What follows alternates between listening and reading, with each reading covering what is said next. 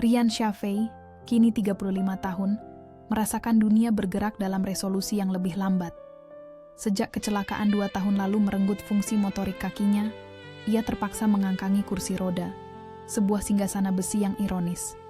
Padahal dulu, kakinya adalah pilar baja yang menopang ambisi, kini hanya tumpukan daging dan tulang yang kaku, diperlakukan tak lebih dari sebuah lemari tua di sudut ruangan. Bukan kelumpuhan fisik yang paling menyiksa Ryan.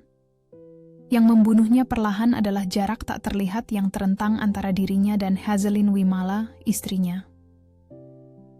Hazelin, dengan pesona yang dulu sehangat matahari di musim semi, kini terasa seperti lukisan mahal yang dipajang di museum, indah namun tak terjangkau dan dingin.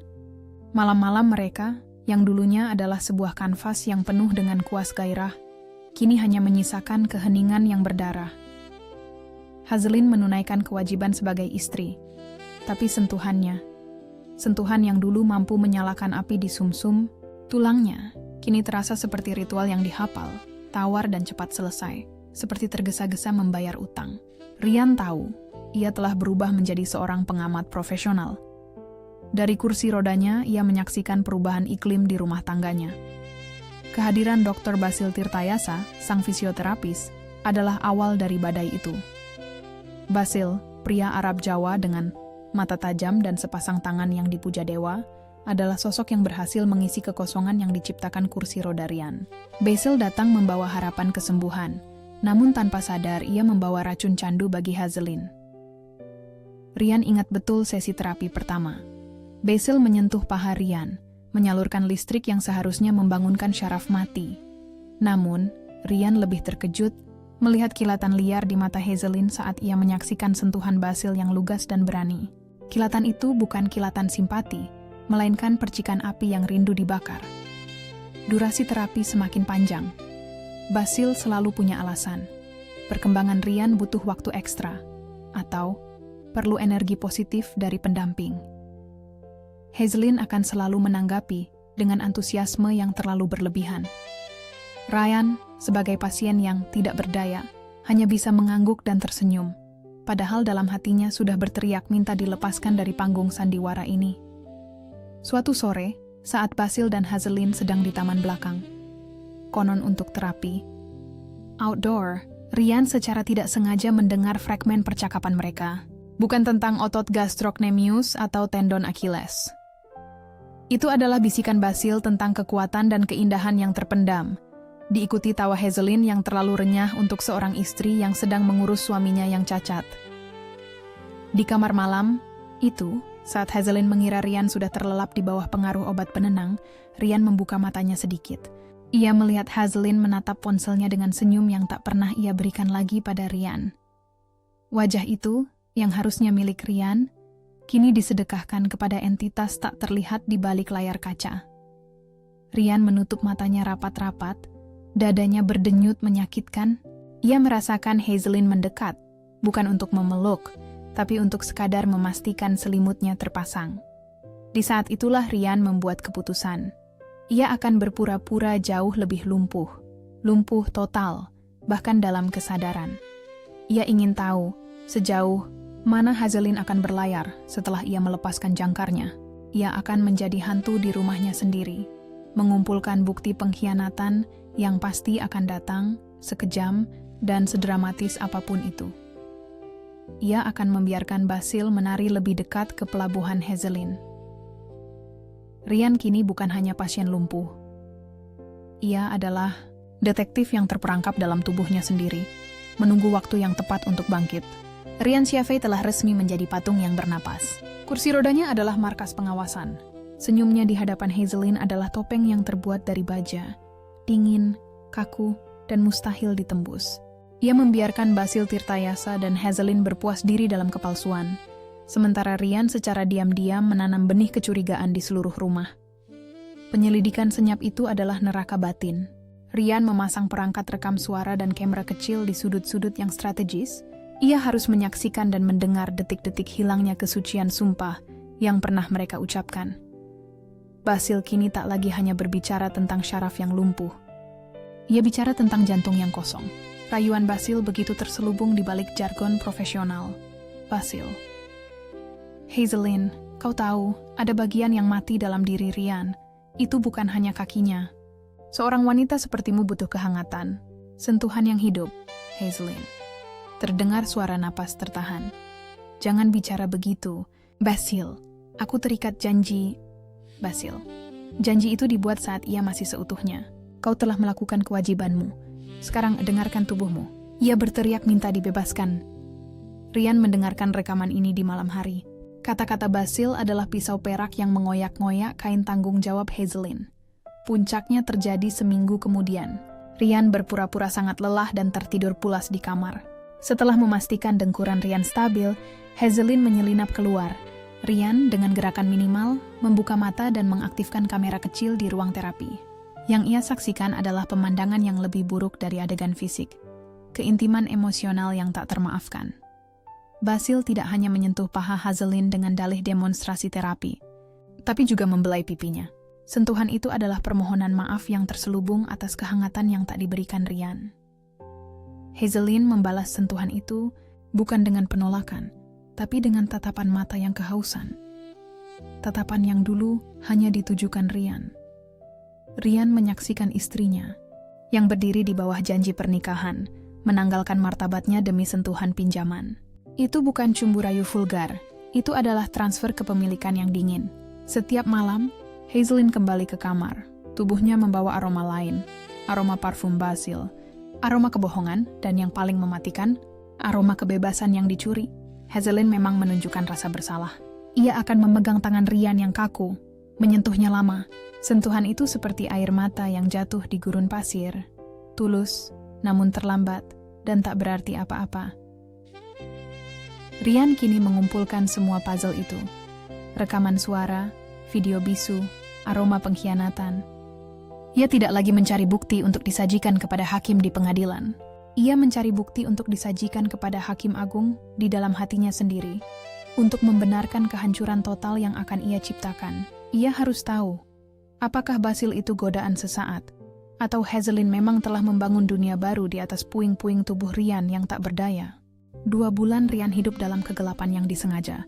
Ia tidak lagi peduli pada rasa sakit fisik di kakinya, sebab kini ia menjadi tuan rumah bagi rasa sakit yang lebih besar, rasa sakit pengkhianatan yang memasak darahnya perlahan. Ia telah memiliki semua bukti, tali temali video, jaringan pesan mesra, dan yang paling penting, pengakuan tak terucap di mata Hazelin setiap kali ia menyentuh kursi roda Ryan. Ryan tahu, menghancurkan Basil di jalur profesional itu mudah. Menghancurkan Hazelin dengan bukti perselingkuhan juga bukan masalah. Tapi balas dendam sejati harus datang dari mulut mereka sendiri. Di bawah tekanan psikologis yang tak tertahankan. Ryan ingin Hazelin melihatnya berdiri, metafora atau nyata, tepat setelah ia mengakui kebohongan. Ryan menyusun skenario. Ia menelepon Basil dengan suara yang dilemahkan, pura-pura terpuruk. Ryan, Basil, kurasa aku harus mengakhiri sesi terapi. Biayanya terlalu berat, dan Hazelin, aku melihatnya mulai sering pergi. Aku takut ia mencari kompensasi di luar. Basil, yang sombong karena merasa aman di balik kelemahan Ryan, terpancing.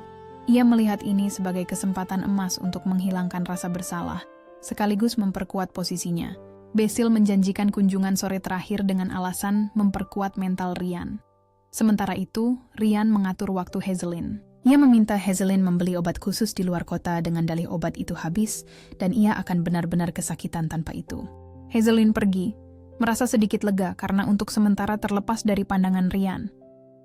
Saat Basil tiba, ia menemukan Ryan duduk di kursi rodanya di ruang tengah, dengan mata yang tampak lebih kosong dari biasanya. Ryan memulai permainannya, memainkan peran suami yang rapuh. Ryan, terima kasih sudah datang. Aku merasa sangat rentan belakangan ini. Aku curiga Hazelin bertemu pria lain. Aku lihat tatapannya berubah. Ia seperti mendapatkan gairah baru yang tidak bisa kuberikan. Basil, terbuai dengan kepercayaan Ryan, mulai menari di tepi jurang kebenaran. Ia menyentuh bahu Ryan, sebuah sentuhan yang terasa menjijikan bagi Ryan. Basil, Ryan, kau harus ikhlas. Hazelin masih muda, dan ia perlu api dalam hidupnya. Kau tahu, sebagai seorang dokter, aku mengerti kebutuhan tubuh. Kau sakit, Ryan. Dan Hazelin butuh seseorang yang utuh. Basil berhenti, matanya berkeliaran. mencari kamera tersembunyi. Tapi Ryan hanya tersenyum lelah, seolah benar-benar tak berdaya. Basil merasa aman. Ia mengambil napas panjang, siap mengucapkan kalimat yang menghancurkan. Tepat saat Basil membuka mulutnya untuk mengukir pengkhianatan itu, pintu depan terbuka. Hazelyn kembali, napasnya terengah-engah, memegang kantong obat. Ia melihat Basil di dekat Ryan, dan telinga Basil sedang berada terlalu dekat dengan bibir Ryan. Kepanikan Hazelyn meletup. Itu adalah reaksi seorang pencuri yang tertangkap basah, bukan istri yang khawatir. Basil memucat. Ryan di kursi roda hanya memandangi mereka berdua. Senyum lelahnya kini terasa seperti ukiran batu nisan. Panggung sandiwara sudah siap. Hazelyn berdiri mematung di ambang pintu. Kantong obat terjatuh, pil-pil berhamburan seperti harapan yang pecah. Kepanikan di wajahnya begitu nyata. Sebuah campuran antara terkejut karena tertangkap dan lega karena sandiwara telah usai. Basil Tirtayasa, sang dokter karismatik, hanya bisa memucat, matanya bergantian menatap Hazelyn dan Ryan. "Maaf, aku terlambat," bisik Hazelyn. Suaranya sehalus debu yang tertiup angin. Ryan memiringkan kepalanya sedikit. Senyumnya menghilang, digantikan oleh ekspresi ketenangan yang mematikan. Ia mendongak, menatap Basil. Bukan sebagai pasien yang lemah, melainkan sebagai jaksa yang siap menjatuhkan vonis. "Ryan, kau tidak terlambat, Hazelyn. Kau datang tepat pada waktunya untuk sesi terapi terakhir, terapi kejujuran." Basil mencoba tertawa. Gugup. "Apa maksudmu, Ryan?" "Aku hanya menjelaskan padamu, Ryan. Kau tidak menjelaskan, Basil. Kau mengambil. Kau mengambil apa yang bukan milikmu, dengan dalih kebutuhan dan keutuhan." Lalu, dalam gerakan yang sangat lambat, Ryan melepaskan rem kursi rodanya. Kedua tangannya mencengkeram lengan kursi. Suara derit logam memenuhi ruangan, seperti pembukaan peti mati rahasia. Basil dan Hazelyn menahan napas. Mereka menyaksikan Ryan, yang selama 2 tahun mereka yakini tak berdaya, menggunakan otot kakinya. Perlahan, penuh determinasi, Ryan berdiri. Itu bukan keajaiban. Itu adalah hasil dari latihan rahasia yang ia lakukan di kamar, di saat mereka berdua asik menenun dosa. Ryan berdiri tegak, memancarkan aura kemarahan yang terendap, jauh lebih menakutkan daripada tangisan histeris. Ia berdiri sebagai hakim agung di rumahnya sendiri. Teriakan Hazelyn meledak. Bukan karena takut pada Ryan, tapi karena malu yang mencabik-cabik harga dirinya. "Hazelyn, tidak!" "Ryan, kau berpura-pura?" "Ryan." Suaranya serendah guntur, namun menusuk. "Aku berpura-pura lumpuh di hadapanmu, Hazelyn. Tapi kau berpura-pura setia di hadapanku. Mana yang lebih menyakitkan?" Ryan berjalan 3 langkah menuju meja, tempat ia meletakkan tablet. Ia menekan tombol play. Rekaman suara dari bagian 3, suara Basil yang sombong tentang kebutuhan tubuh dan keutuhan, membanjiri ruang keluarga. "Basil, Hazelyn masih muda, dan ia perlu api dalam hidupnya. Kau tahu, sebagai seorang dokter, aku mengerti kebutuhan tubuh. Kau sakit, Ryan, dan Hazelyn butuh seseorang yang utuh." Rekaman itu berhenti. Ryan menatap Basil dan Ryan. "Kau bicara tentang api? Kau bicara tentang keutuhan. Kau mencari api di dapur orang lain, Basil. Dan kau lupa, api neraka sedang menunggumu." Ryan kemudian mengalihkan pandangannya pada Hazelyn, yang kini sudah jatuh terduduk, menangis terseduh-seduh. Ryan menunjuk layar tablet, menampilkan video bisu pertemuan mereka. "Ryan, kau mencari kehangatan Basil, padahal aku butuh kesabaranmu untuk bangkit. Kau memilih sentuhan pinjaman di atas cinta yang permanen. Hari ini sandiwara kelumpuhan ini berakhir, dan sandiwara pernikahan kita juga harus berakhir." Ruangan itu dipenuhi bau kekalahan. Basil Tirtayasa tidak menunggu vonis. Ia lari, menghilang secepat ia muncul dalam kehidupan Ryan, meninggalkan Hazelyn di hadapan puing-puing kehormatannya. Basil tahu, rekaman Ryan adalah peluru perak yang akan menembus izin praktiknya, dan nama baiknya di Dewan Etik Hazelyn, yang tadinya histeris, kini hanya bisa merangkak, memeluk betis Ryan yang baru saja membuktikan bahwa ia tidak lumpuh. Tangisannya adalah simfoni penyesalan yang dimainkan setelah panggung hancur. "Hazelyn, Ryan, aku mohon, maafkan aku. Aku tersesat, aku hanya butuh seseorang yang melihatku utuh. Aku salah, Ryan. Aku buta oleh cahaya pinjaman itu." Ryan menarik kakinya dengan tenang. Ia telah melewati fase amarah.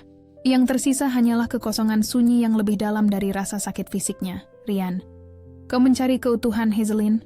Kau mencari api dari orang asing. Padahal di sini, Aku berjuang menyalakan kembali seluruh galaksi untuk kita berdua. Kau memilih sentuhan 1 jam daripada menunggu janji seumur hidup. Rian tidak lagi berbicara sebagai suami. Ia berbicara sebagai orang asing yang baru saja menyelesaikan sebuah kasus.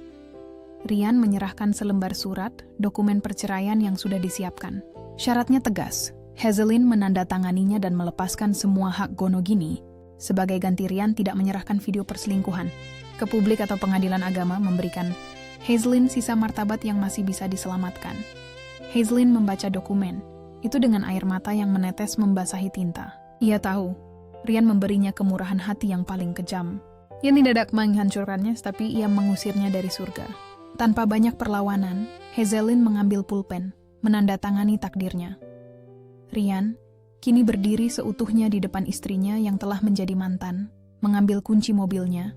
Ia meninggalkan kursi roda, simbol penderitaan dan kemenangan rahasianya di tengah ruangan itu. Di ambang pintu, Rian menoleh untuk terakhir kalinya. Rian, kau bilang aku lumpuh, tapi ternyata Hazelin kau yang lumpuh. Kau lumpuh dari kesetiaan dan kesabaran. Aku sudah berdiri, tapi kau yang selamanya akan tersandung oleh bayangan Basil. Rian menutup pintu. Suara klik kunci itu adalah pengumuman resmi berakhirnya rumah tangga mereka. Hazelin ditinggalkan sendirian di ruang tengah, di antara pil-pil yang berserakan dan kursi roda kosong, yang kini menjadi tugu peringatan atas pengkhianatannya. Rian pergi, berjalan menjauh. Bukan hanya menjauhi Hazelin, tapi juga menjauhi sosok Rian yang lama. Ia kembali menjadi pria yang utuh, yang kuat, yang berdiri di atas kakinya sendiri. Sebuah kisah yang mengajarkan bahwa kekuatan sejati tidak diukur dari seberapa cepat kita berlari, melainkan seberapa tangguh kita berdiri setelah dihancurkan.